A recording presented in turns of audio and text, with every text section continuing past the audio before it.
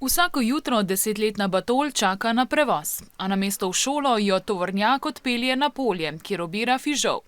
Po celodnevnem napornem ubiranju pod vročim soncem zasluži slabe 4 evre, ki jih njena družina močno potrebuje.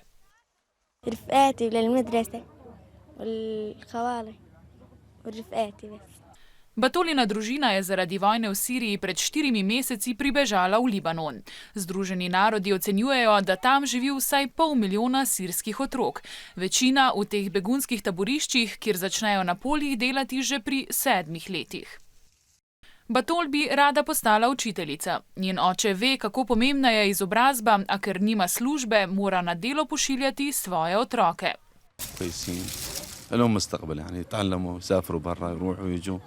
V nekaterih taboriščih pa so dobrodelne organizacije za otroke pripravile tudi pouk. Tako imajo ti otroci vsaj nekaj možnosti za lepšo prihodnost.